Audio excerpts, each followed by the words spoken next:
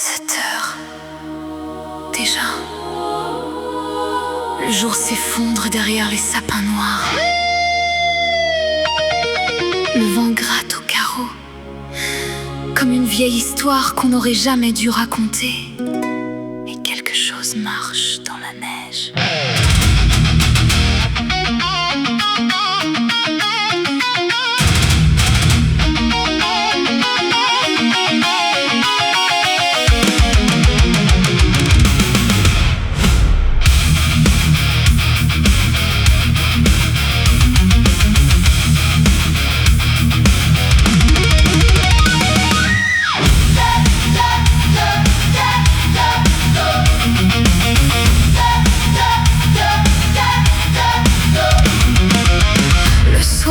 Tombe avant la nuit, comme un drap jeté sur le pays.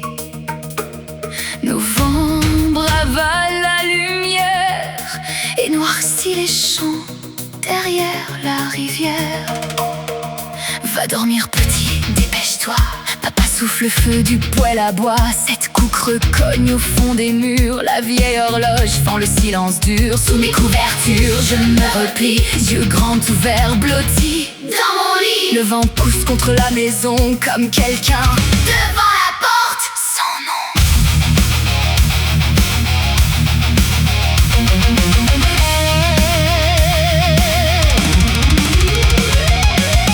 Ma veilleuse éclaire la fenêtre, il dessine des ombres. J'ai oublié les rideaux ouverts sur la pénombre. Dois-je me lever ou rester caché? Regarder dehors ou attendre encore? Mes pieds touchent le plancher glacé. Le bois gémit sous mon poids léger. Le froid traverse le verre. La rue est blanche, le ciel est gris, la neige molle, le sang hurle. Le lampadaire tremble au bord du rang. Sa lumière danse dans le néant. Puis là-bas, à la lisière de l'obscurité profonde, quelque chose s'assemble, prend forme, puis avance lentement, sans un son. Comme si la nuit se souvenait d'une forme oubliée. Bonne 7 heures, bonhomme 7 heures, rabouteur d'os à valeur de petit. Il sonne la cloche dans le vent qui pleure, et la nuit l'appelle quand viennent 7 heures. Bonne 7 heures, bonhomme 7 heures, rabouteur d'os, mangeur de sommeil. Ferme les yeux, cache-toi mieux, car s'il te voit, il vient pour toi.